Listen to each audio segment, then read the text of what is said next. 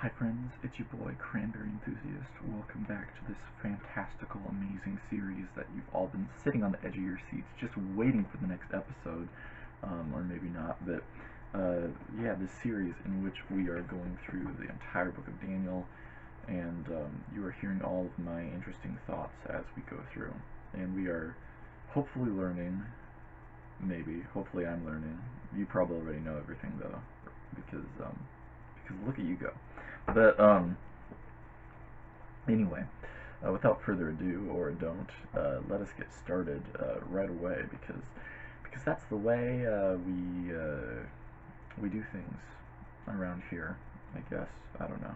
I'm I'm about to say I'm tired, but when am I not tired? So I'm normal today, everybody. How are you all doing? So, but without further ado, let's just get started and see if I can recover from that absolutely horrible intro. So, okay. Daniel chapter 10. In the 3rd year of Cyrus, king of Persia, a message was revealed to Daniel, who was named Belteshazzar. And the message was true, and it concerned great conflict, but he understood the message and had an understanding of the vision. Okay. So, right off the bat, here we go. So it's the 3rd year of Cyrus, king of Persia, who, if I remember correct, and anyone who knows can comment down below if you know the actual answer, but I'm pretty sure Cyrus king of Persia succeeded King Darius, who, which was Darius was referenced here. Yeah, Darius was in chapter 9, so either way, it's in these visions here are chronological in a sense, so to speak, so very interesting, at least so far. So the 3rd year of Cyrus, a message was revealed to Daniel, who was named Belteshazzar, which, again, shout out the name Belteshazzar. Sounds like a bazaar or something, like the Belteshazzar Bazaar.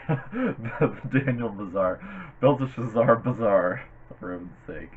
That would be amazing. So the message was true, and it concerned great conflict, but he understood the message and had an understanding of the vision. So the message was true, and it concerned great conflict, but Daniel still understood the message and had an understanding of the vision. So I wonder, oh yeah, I think this chapter is going to tell us actually what the vision is. So, so now, yeah, which really, it sounds similar to the other visions in the other chapters that we kind of went over here, where Daniel kind of seems to be seeing visions of great conflicts going to take place, civilizations fighting against civilization, and people trying to be God and everything. So anyway, let us now continue. In those days, I, Daniel, had been mourning for 3 entire weeks. I did not eat any tasty food, nor did meat or wine enter my mouth, nor did I use any ointment at all until the entire 3 weeks were completed.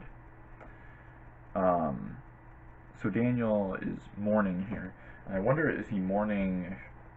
It doesn't say specifically, but I would imagine it would be because he just had this, or unless this vision hasn't happened yet.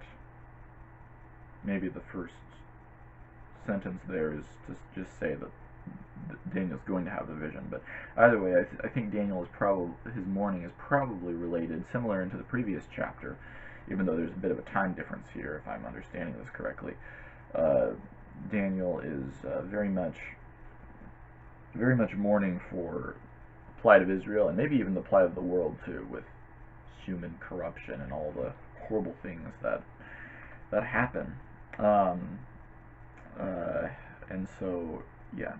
So, and it's interesting, so Daniel had been mourning for 3 entire weeks, and so he's doing some type of fast. It says he didn't eat any tasty food, or meat or wine, or using any ointment. So, okay. On the 24th day of the 1st month, when I was by the bank of the great river, that is the Tigris, I raised my eyes and looked, and behold, there was a man dressed in linen, whose waist had a belt of pure gold of Uphaz. What is pure gold of Uphaz? I might look that up. And also, I should say, the 1st month, I don't think is January, because in the ancient Hebrew calendar, I'm pretty sure the ancient Hebrew calendar had 10 months instead of 12. So, yeah, this wouldn't necessarily be January, but anyway. But he was by the Tigris River, and he looks and he sees a man who maybe might be an angel. Spoiler alert, but or some sort of thing, um, or maybe not. I don't know. We'll continue here, but right now I want to search up pure gold UFAS or pure gold UFAS. What is UFAS? UFAS was a region known for its high quality gold. Okay. So, UFAS, okay. And, oh, and UFAS, it was from India, somewhere in India. Okay. Do we have, I wonder, any idea of, like, where in India? It's not really showing us exactly where, there's nothing really to see, otherwise I would be showing y'all where things are. Google Maps cannot find pure gold UFAS. Okay. So anyway, but seems like UFAS, so it's an area that has lots of gold, or good quality gold, or something, and somewhere in India. So somewhere probably to the east of where Daniel is. But anyway, which I wonder if this is, well, let's continue, because if this is a heavenly messenger, he probably didn't get a physical gold belt from the, well, he might have, but I tend to think that angelic beings, their attire come from heavenly places. They don't, like, you know, I don't think Gabriel stopped at JCPenney to, like, pick up a gown before jumping back in time to visit, like, Mary before Jesus was born and everything. Like, anyway. So let's continue here. So Daniel's now going to describe the guy here. His body was like topaz. His face had the appearance of lightning. His eyes were like flaming torches. His arms and feet like the gleam of polished bronze, and the sound of his words like the sound of a multitude. That's pretty. What a description there. That's pretty wild.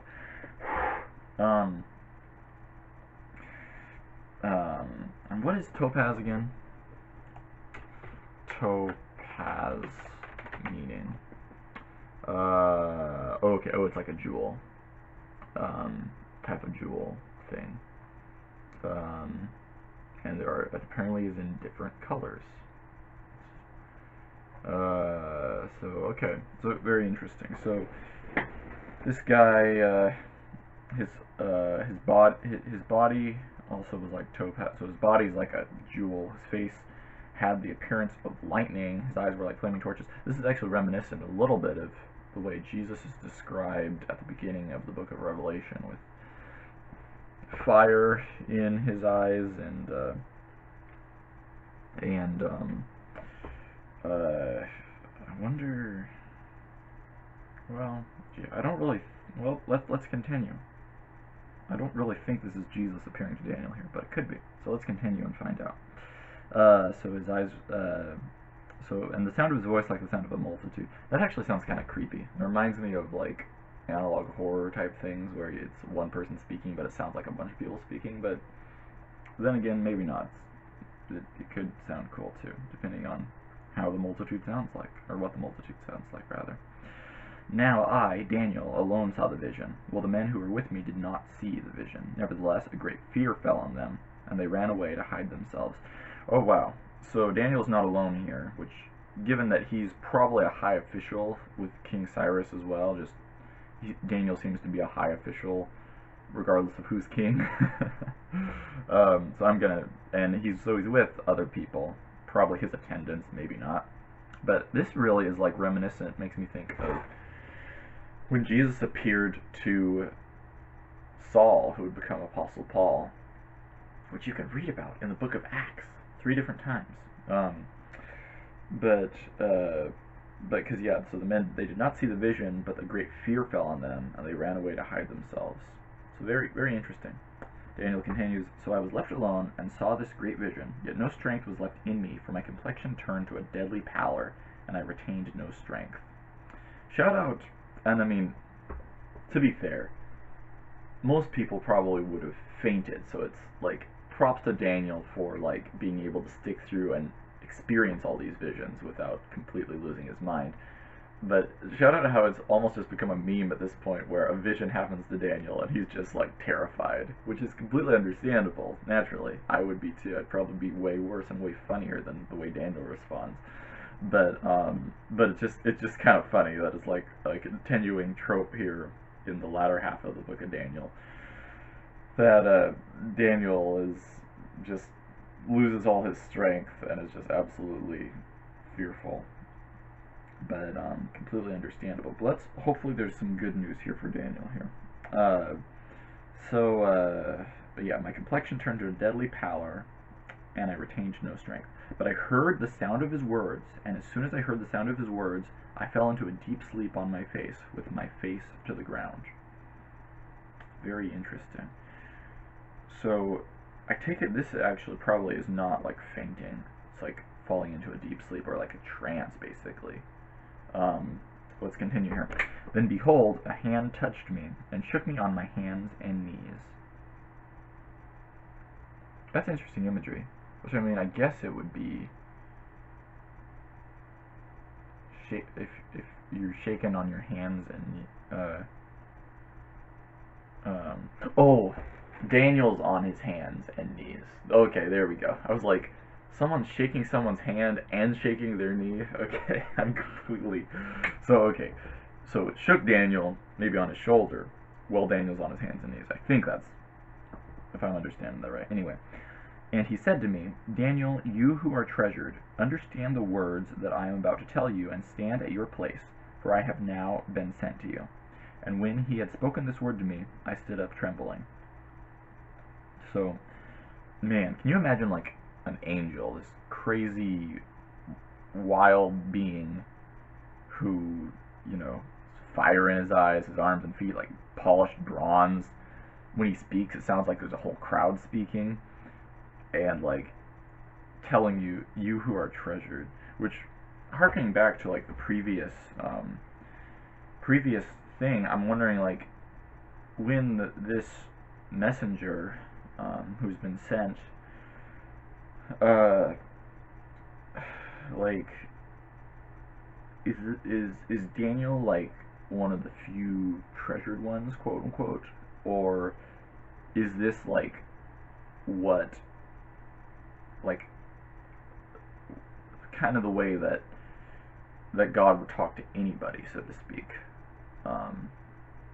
if like they would be open to listening to it and hearing it, because not everyone would, at least right now. But yeah, I don't know. So because it's like, I don't know. I think as of right now, even though I would like it to be the case where it's like, you know, like God has this universal treasure of all human beings, no matter who they are, and no matter how like messed up or horrible they are, and have made themselves. But at the same time, like I'm not gonna reach out and take this verse out of Daniel chapter 10 and be like, yeah, these words that the messenger, keep wanting to say angel, which probably is an angel now since it says that he was sent, but I don't know. That these words were for Daniel in particular, so it's important to keep that in mind. But that being said, I don't know. So let's continue and see if we can get anything more.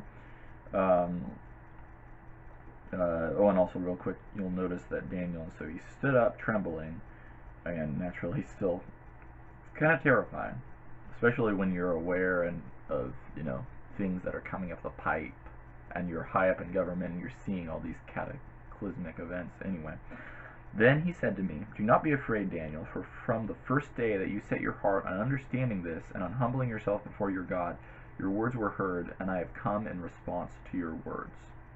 So this is very interesting. So the messenger is like, the first day that you set your heart on understanding this, probably referring to Daniel's vision or visions, and on humbling yourself before your God, your words were heard, and I, the messenger, have come in response to your words. So it's interesting. So the messenger didn't show up right away, but he was sent as soon as Daniel set his heart on understanding and humbling himself before God. Which really, there's something I think we can take right there. We should all set our hearts on understanding whatever it is that's going on around us and our lives, our reality. We should set our hearts on understanding that and also humbling ourselves before God. Like, I think that is definitely something that should be very much encouraged, I would say. But it's interesting. So it's like, so the messenger, though, he kind of was delayed, so I wonder what's that about? Well, let's keep reading. But the prince of the kingdom of Persia was standing in my way for 21 days.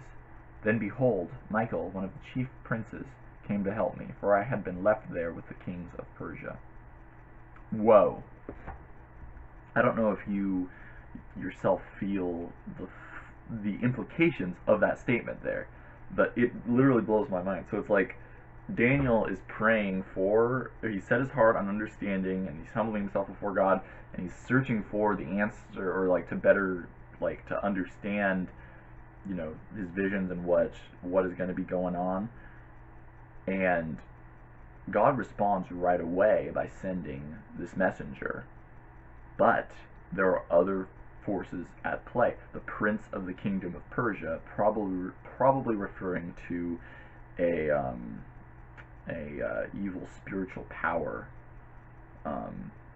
that is influencing the kingdom of Persia, which is kind of like the big superpower at the time. So, which is really weird to think that the nations that existed, at least in Daniel's time, and I'm sure probably today, have assigned evil spiritual powers that are assigned to be trying to wreak havoc in those nations, so to speak, or at least conform them to an evil purpose, so to speak. Anyway, kind of speculating now, but yeah, and then for 21 days, which was, as you will remember,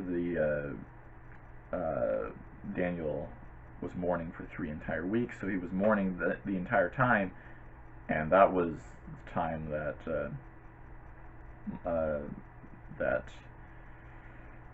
the messenger was delayed, which then it says, so it was on the 24th day, so 3 days later. So I guess it still took him maybe 3 days to reach, I don't know.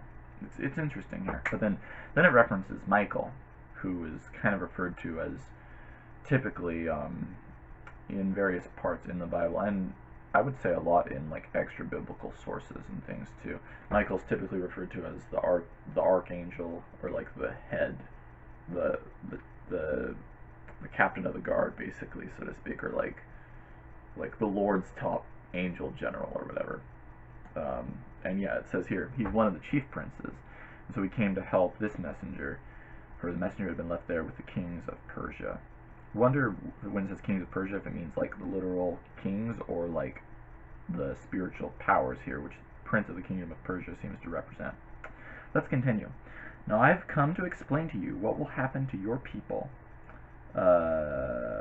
in the latter days, because the vision pertains to the days still future. Interesting. So future, obviously, at the time of Daniel's hearing this. For all I know, it may have already happened, or it may still yet be in the future too. Anyway, when he had spoken to me according to these words, I turned my face toward the ground and became speechless. I would probably do something similar, or if I wasn't fainting already, getting tunnel vision or whatever. And behold, one who resembled a human was touching my lips. Then I opened my mouth and spoke, and said to him who was standing before me, My Lord, due to the vision, anguish has come upon me, and I have retained no strength. For how can such a servant of my Lord talk with such as my Lord? As for me, there remains just now no strength in me, nor has any breath been left in me. So Daniel hears this, kind of overwhelms him, it seems like. He turns his face to the ground. One who resembled a human was touching his lips, like, with his hand? Does this mean, like, one who resembles a human is kissing Daniel on the, or like, what? I don't know, but touching his lips in some way. Then Daniel opens his mouth and spoke and says to the guy, which I wonder if the one who resembled a human is the same messenger here. But then Daniel says that, yeah, he's had this vision and anguish is upon him and he's retained no strength. And how can he, Daniel, who's like recognizes who he is, How can he talk with this mighty being, so to speak? It was like angel, or, well, unless, I mean, unless this is like Jesus appearing to Daniel, which, I don't know. Can't rule it out, but I kind of don't really think so, but I don't know. I mean, Daniel says my Lord, but I think that's kind of a sign of respect. I mean, a lot of times that people will, when they see an angel, they're like, my Lord, like, you know, you see someone that powerful, it's like, what else are you going to do? So Daniel is like, he has no strength. There remains no strength in me, nor is any breath been left in me. Okay, let's continue here. Then this one with human appearance touched me again and strengthened me. And he said, you who are treasured, do not be afraid. Peace be to you. Take courage and be courageous. Now as soon as he spoke to me, I felt strengthened and said, may my Lord speak, for you have strengthened me. Then he said, do you understand why I came to you? That I shall now return to fight against the Prince of Persia. Shout out the Prince of Persia. Was the Prince of Persia a movie or a video game? I only remember back in like 2010 seeing like the Lego line for the Prince of Persia series. But anyway. But I shall now return to fight against the Prince of Persia. So I am leaving, and behold, the Prince of Greece is about to come. However, I will tell you what is recorded in the writing of truth. Yet there is no one who stands firmly with me against these forces except Michael, your prince. Wow, we're kind of being hit left and right here with all sorts of things here. So first of all, this one with human appearance touched me again, strengthened me. Again, like, I don't know. The more I'm thinking about it, the more I'm like, this really could be Jesus appearing to Daniel in that particular way. I mean, and shout out again, his eyes were like flaming torches. And if this is the same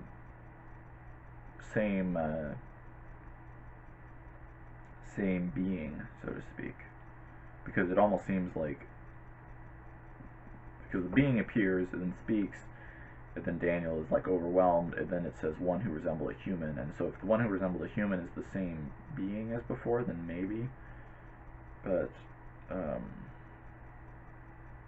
don't know. So anyway, but it definitely says very like comforting and encouraging words to Daniel, which again I'm not going to appropriate here. But can you imagine like an angel saying to you, you who are treasured, do not be afraid. Peace be to you. Take courage and be courageous. And as soon as he spoke to Daniel, Daniel felt strengthened and said, may my Lord speak, for you have strengthened me. And it's like, yeah, I can imagine. If you imagine like, yeah, it's powerful. Then he said, do you understand why I came to you? Well, I don't entirely, other than to let Daniel know some things, and really, I mean, it gives us a glimpse into kind of the spiritual realm here. But I shall now return to fight against the Prince of Persia, so meaning probably the spiritual power influencing Persia, the nation. Then he says, so I am leaving, and behold, the Prince of Greece is about to come. If I remember right, the Greek Empire came not too long as the global superpower, the world as they knew it. At least, which really was like, seems like the Middle East, Africa, Europe, Asia, that whole center was like where a lot of the biggest empires seem to be converging and whatnot. So the Prince of Greece is on its way, about to come. However, I will tell you what is recorded in the writing of truth, yet there is no one who stands firmly with me against these forces except Michael, your prince. So bam. So Michael is one of the chief princes, and so Michael is the prince of Daniel. So he's like specifically working with Daniel and stuff. And it really, it's I don't know, if you're familiar at all with like Christian imagery and stuff, you've probably heard at some point the thought of each human being having guardian angels and stuff. And believe it or not, that is a fairly explicitly biblical concept. For one, here's one example right here. This one with human appearance calls Michael Daniel's prince. So like Michael is one of, maybe there's only one, but one guardian angel per person, but Michael is for Daniel there. Then like, as another example, in the New Testament, Jesus talks about children having guardian angels and stuff too, which is a whole other study in and of itself. But I forgot to mention a couple of things. I forgot to mention that that's actually where the chapter ends. So,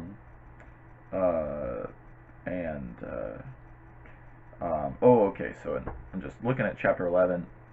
We're going to hear more from this one with human appearance in chapter 11, so stay tuned for that. I also forgot to mention Happy October, because it's October when this is coming out, even though it's not October right now. I don't even know if you're watching this in October, but you might be. So if so, well, thank you for watching, and thank you for watching anyway, even if it's not October. But now, as you know, we've been kind of looking at the parallel chapters of Daniel. So Daniel chapter 10 would be parallel to Daniel chapter 3, which, as you will recall from a while back, Daniel chapter 3 is with Shadrach, Meshach, and Abednego in the fiery furnace, and Nebuchadnezzar with the gold. So, what are parallels here between the two? So, Daniel was mourning for 3 entire weeks, and the prince was delayed for 3 entire weeks, or the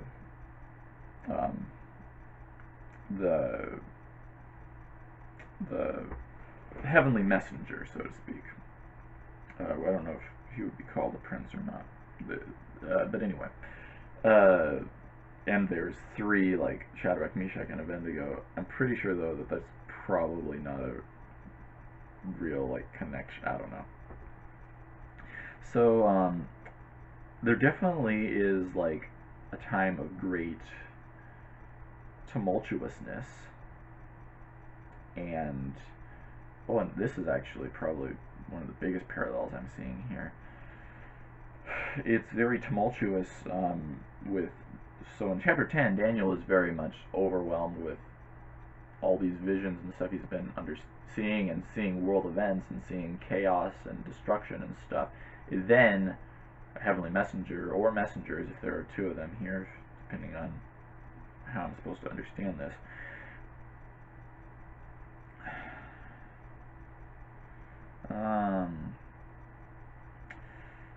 Yeah. But then so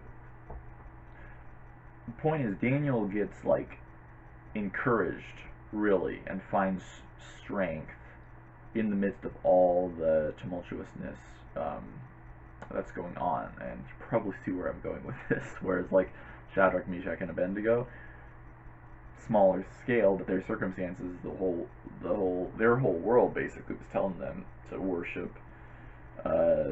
Nebuchadnezzar's golden image, and they didn't.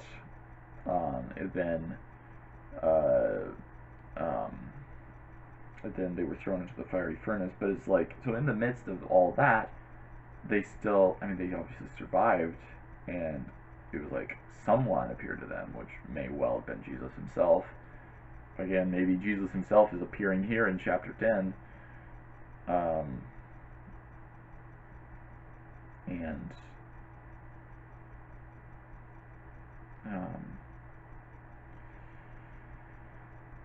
Yeah. So that's probably the biggest thing I can see. I'm trying to think of any other parallels, and I keep mentioning this, but excuse me. I'm really looking forward to, after we finish this series and whatnot, I'm looking forward to doing some other research and seeing what other people say about the parallels between different chapters in Daniel. So yeah, but I think that's about overall everything so far we're covering here. Obviously, we have a ton more questions and things that we just can't really quite know, at least right now, so far. Maybe Daniel chapter 11 will reveal a lot more things, and I'm sure it will. But again, harkening back to a major point, I think is a good takeaway here, is that we would set our hearts on understanding what is going on around us, to have a good picture of reality, and especially with things that are coming up, to rightly see things. and then also to humble ourselves before God, and not so that like, oh, like I'm only doing this so that God will hear me, but that it's just kind of the what we were made to do, I would say. Um, so yeah. And then yeah, and as much as I would really like to like know that God is saying to me per se, "You who are treasured, do not be afraid. Peace be to you. Take courage and be courageous." Like that'd be awesome to hear from God. I can't quite come out and grab this verse out of context and say that this thing that was said to Daniel directly like would apply to me per se.